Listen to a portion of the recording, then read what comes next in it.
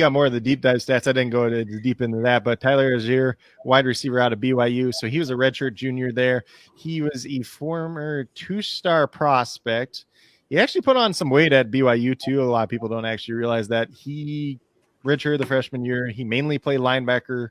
His redshirt freshman year, I guess you can call it. He had 17 carries that year as well and a couple of receptions, 26 tackles as a linebacker. And then 2020, when Zach Wilson kind of had his breakout, Tyler Allgeier also had his breakout.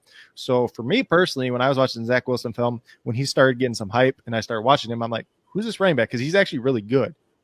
And you just watch him there, and then I look up his stats, and he's got over 1,000 rushing yards. So he had 150 carries for 1,138 yards, 13 touchdowns. He had 14 receptions and 174 yards, which didn't sound like a lot, but Zach Wilson was also a mobile quarterback, so he took off and ran a lot of the times when he was able to do so. So he wasn't dumping the ball down.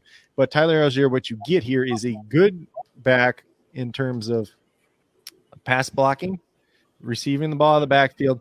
He's a big physical runner, obviously, since he did play a little bit of linebacker as well. He's 5'11", 221 pounds. I was at the NFL Combine personally. This dude's shoulders are as big as your head. Like, it's not even like, it's just scary kind of. Then this year he had 276 carries, 1,601 rushing yards, 23 touchdowns, which I get BYU is not the greatest school in the world. They don't face the greatest competitions, but 23 touchdowns is still 23 touchdowns. Doesn't really matter what level you're at. He had 28 receptions, 199 yards. He goes into Atlanta. They have a wide open running back room at this point in time. They already cut Mike Davis. Cordarrelle Patterson, he was really good last year, but it sounds like they're going to try to use him more at wide receiver. And then obviously he's older too. It was his 9th year by the time he broke out at the NFL level. So they're probably not going to want to get a lot of wear and tear on him too. They still want him to be a good kick returner and all that. Damien Williams is really the other back there. He's 30 years old. And to be quite frank, he looked like crap for the Bears last year. And then there's Cordarrelle, who literally hasn't done anything in like 3 years at the NFL level. So Tyler Allgeier is a guy that could potentially come in and, get into a workhorse load at the NFL level right away.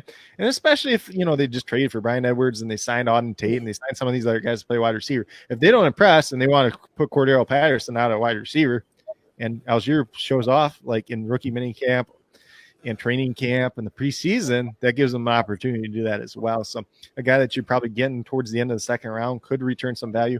And even if he just gets you some couple of games this year where he has some production, you trade him off for a better pick next year, that could be some value. And he's one of these guys that came in from this year's class that I think he could have the job beyond this year.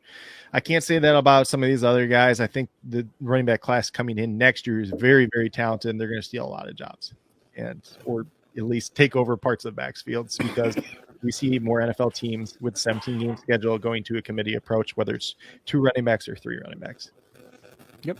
I love it, man. I was a big Allgeier fan coming up, and I had put out a couple tweets earlier about him and love his play style, love his physicality, man. He's just a bowling ball.